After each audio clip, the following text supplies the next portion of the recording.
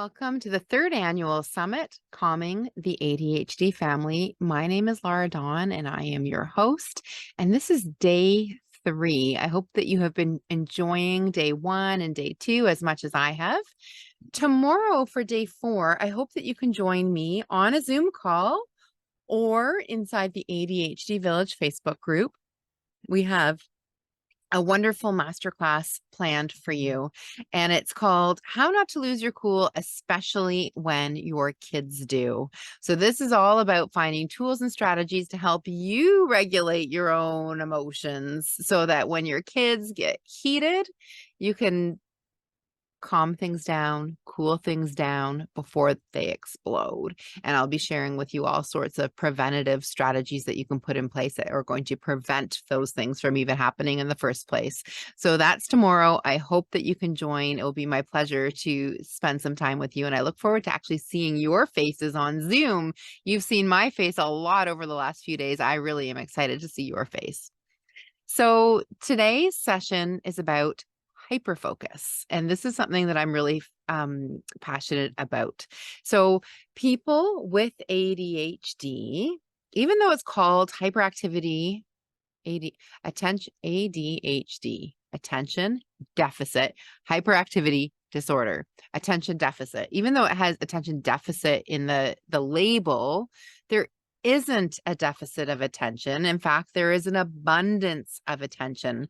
So an ADHD brain can focus, for example, in a classroom on the teacher speaking, the flickering of the lights, the person who's kicking their foot in front of them, a person diagonally behind them who's clicking their pen, somebody who walked by in the hall, the itch of their tag, all of those things with equal amount of attention at the same time. So imagine how hard it is to focus when your brain is attending to so many things at the same time. Imagine how difficult it is just to tune in to what the teacher's saying when your brain is giving the itchy tag and the flickering light the same attention that it's giving the teacher. So there's actually an abundance of attention. And along with this abundance of attention, there can be a hyper focus. So often parents will think their child doesn't have ADHD because they can pay attention and focus to things they love for extended periods of time. Video games, Lego, maybe like reading books about their favorite topic. They can be engaged in those things for hours. So how could they possibly have an attention disorder? That's the gift and the curse of hyperfocus. And before I talk about the curse of it, I just want to show you something. So I want to show you how hyperfocus can be an absolute strength. So look at all of these incredible faces. What do all these brilliant people have in common? They all have ADHD. So I'm sure that you can imagine that Vincent van Gogh benefited from having a hyper focus on art. Albert Einstein, hyper focusing on science, surely was beneficial, right? Like, look at all these brilliant minds. They didn't get to where they were by just putting in a mediocre amount of focus and attention. They had to use an extreme amount of focus and attention to get to where they were. So this is how the hyperfocus can be an absolute gift. But before I talk about that, I want to spend a little bit talking about how it can be a curse, because it's not always a fantastic thing. So if your child is hyper-focusing on things that are not healthy or beneficial, that is where it can be a challenge. So for example, a child who might be really interested in a topic that is not typical for their age level. So maybe a 7-year-old who's really fascinated by World War II, and they want to watch all the books and watch movies and play imaginary play with soldiers all about World War II.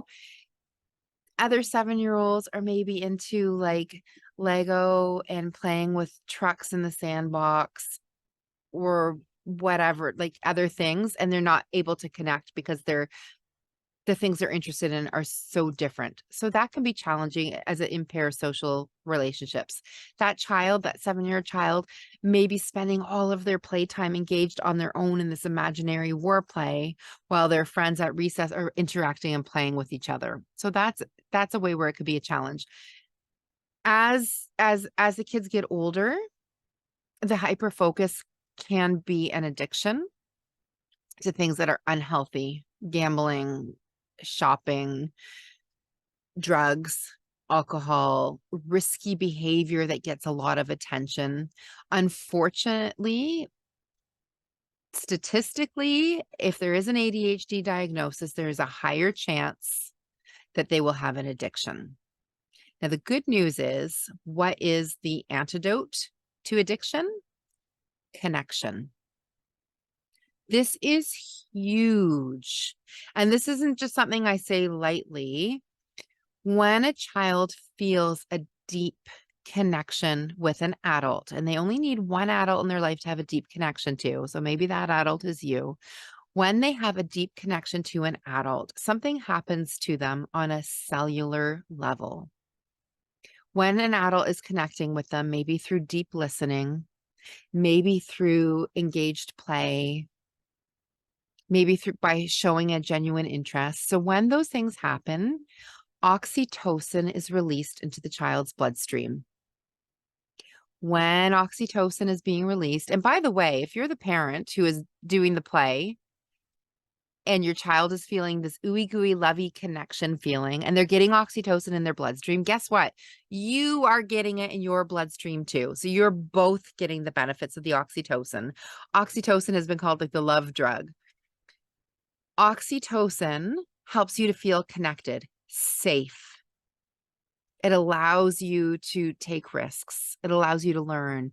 It allows you to feel empathy for others. It's really valuable. And also, this is really cool.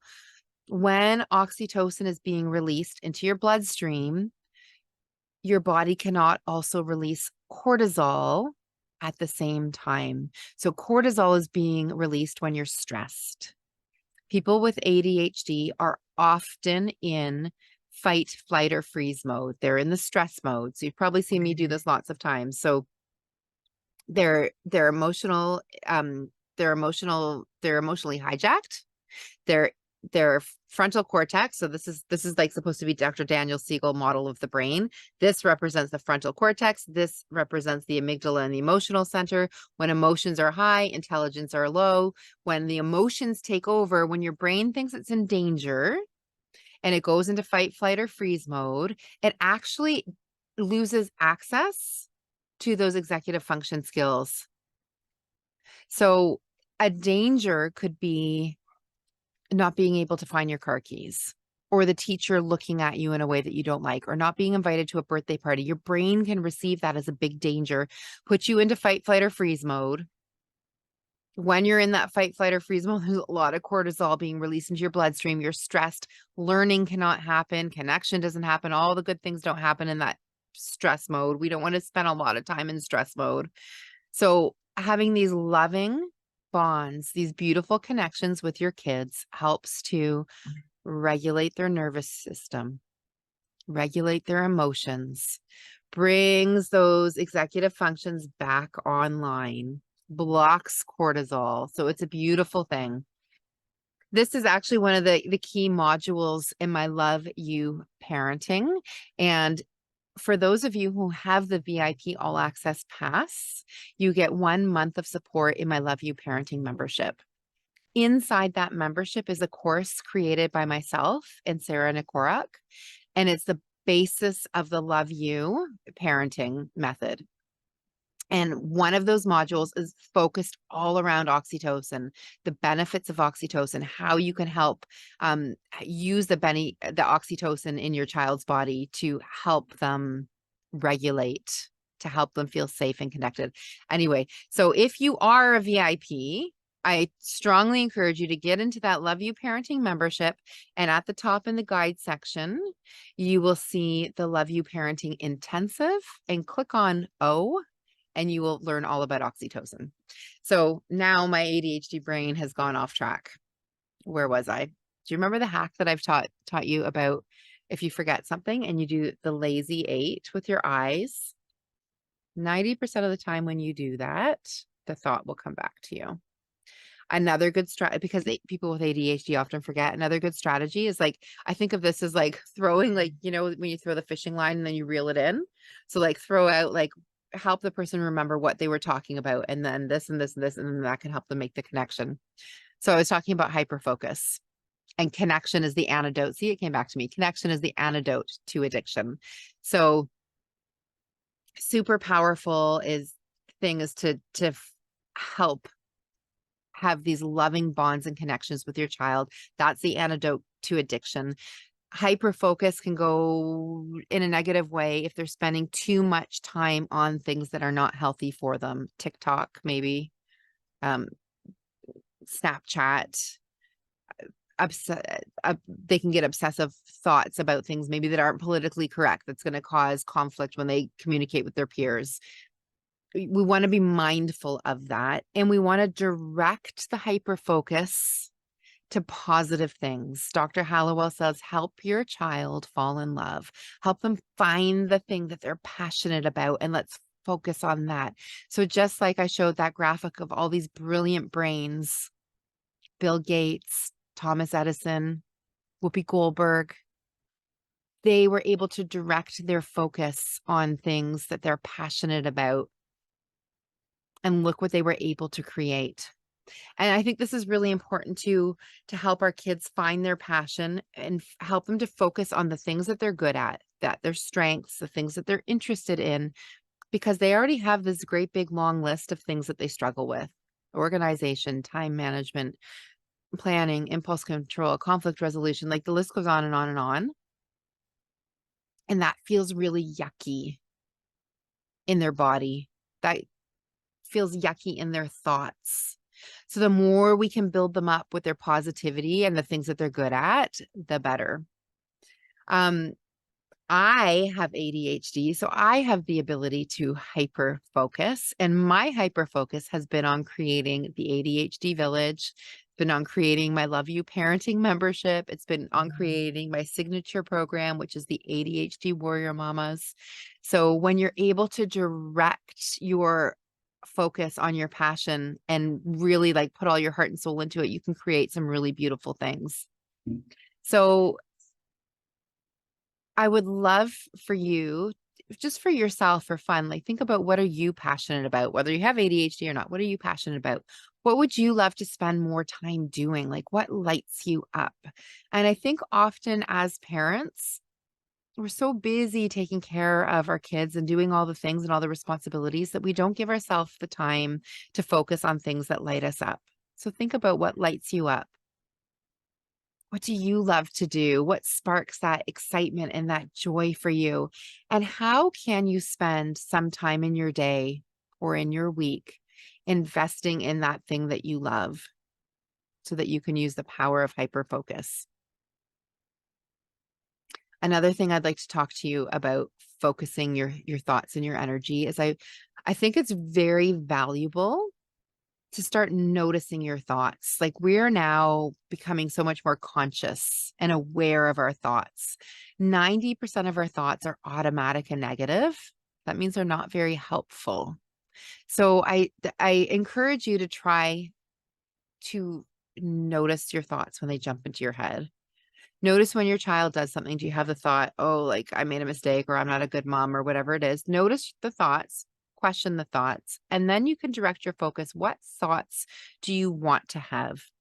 So your thoughts create your feelings, which drive your actions. And thoughts happen a fraction of a second before a feeling, and that's shown on a brain scan. So if you have the thought, I don't know, I'm terrible at math, you're probably going to feel discouraged. And when you get to math class, you're not going to feel very motivated to participate in math. So this is something you can do with your kids too, help them to recognize their thoughts. So how can we shift that language? How can we have like shift it to a more growth mindset? What about, I'm open to learning something new in math? So not just I'm terrible in math, but I'm open to learning something new. So if you're feeling that math isn't your strength, there's probably lots of new things that you can learn. So I'm open to learning something new in math. Having that thought probably leads to the feeling of, I don't know, openness, interest, curiosity.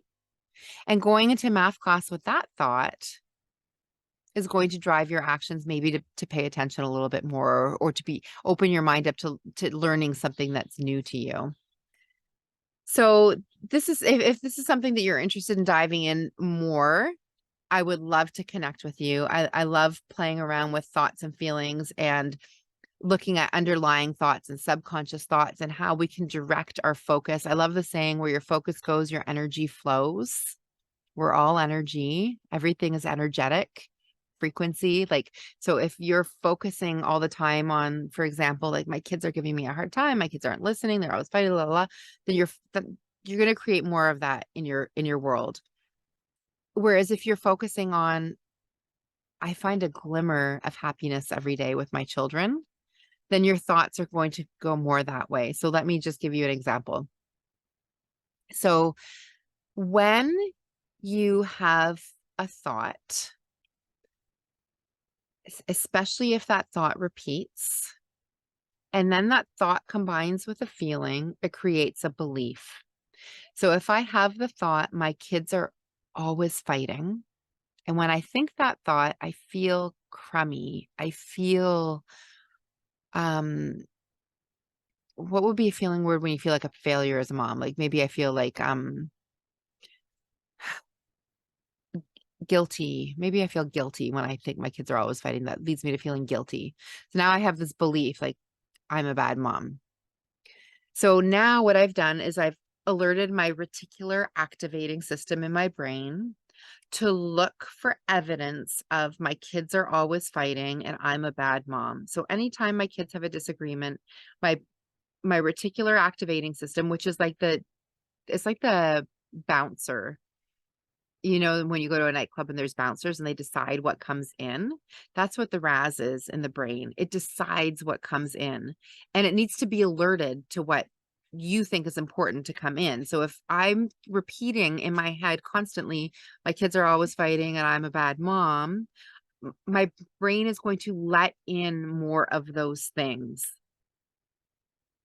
I'll notice more of those things. And then what that does is it just reinforces that connection in my brain that thought, that belief is true. And my brain will actually get a hit of dopamine each time that happens. Like, my kids are fighting. See, I knew it. I knew they always fight. And that means I'm a bad mom. See, there's more evidence and more proof. So take a step back. And now let's focus on glimmers. So a glimmer is an opposite of a trigger. It's like a little pocket of pleasure, a little moment of happiness. And if you have the thought, I will find a glimmer with each of my children every day. Now that bouncer in your brain is looking for evidence. Oh, my kid just smiled. There's a glimmer. I had a glimmer today. This is so funny. I think it's funny. I was driving my son home from camp and I glanced over and I noticed, like, his feet and his legs were like, had like caked on mud.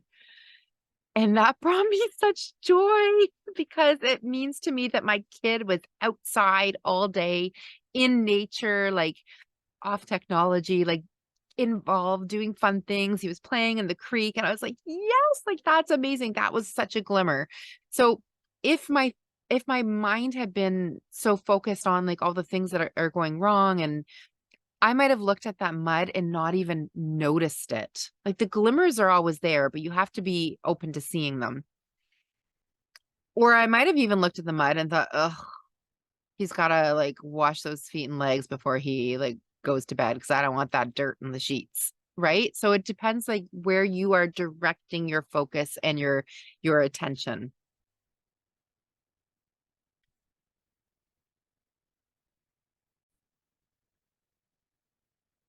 This is how we can tap into our life's dreams, how we can have the life that we dreamed of, is by directing our attention, choosing our thoughts.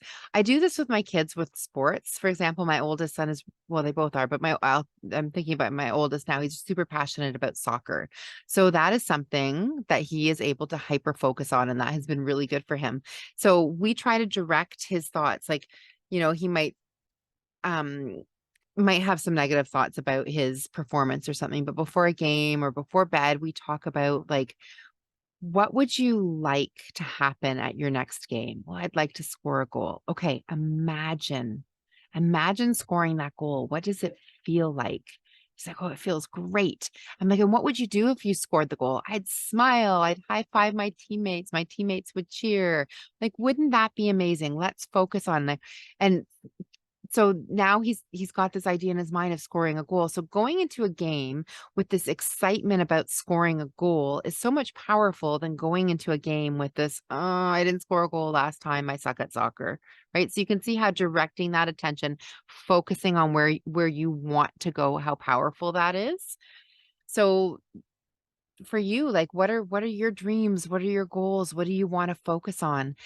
Something that I really do in my coaching that I find really powerful is we do a brain rewire, and there's lots of steps to it, but basically it's clearing out the gunky thoughts that are not helping you, that are not serving you, that are holding you back from reaching your dreams and your goals, and then filling in the thoughts and the beliefs that are going to help you to get to where you want to go. And there's a way that we can do this to actually rewire the connections in your brain. And so this is a beautiful way to use this power of hyperfocus and directing energy. I'm going to leave it at that for now. If you have more questions about hyperfocus, connect with me. I'd love to chat about it. I invite you again tomorrow, Thursday. I believe the time is 9:30 a.m. Eastern time. That's when the Zoom call is. Everybody's invited. It's the How Not to Lose Your Cool, especially when your kids do workshop. And VIPs, we have a session in the afternoon, and that one is the Heart Brain Boot Camp. If you don't have your VIP All Access Pass yet and you would still like it, I strongly encourage you, if you're interested, to join me for the afternoon group coaching in the Heart Brain Boot Camp. You need your VIP pass to get in there. I'd love to support you there. And also VIPs, please remember your Love You Parenting membership. You have 1 month support. You have access to the whole course, the Love You Parenting Intensive, which sells for $444 on its own. So it's worth it to get in the membership, even if you just use it for that one course. Reach out to me, please, if you have any questions. Please, I'd love to see you inside the ADHD Village Facebook group. There's lots of communication going on in there. There's lots of community building. It's a beautiful place to be. Thank you for spending this time with me during the summit. I would love to hear from you and connect with you more. Sending you all so much love, and enjoy day 3 of the summit. Mwah.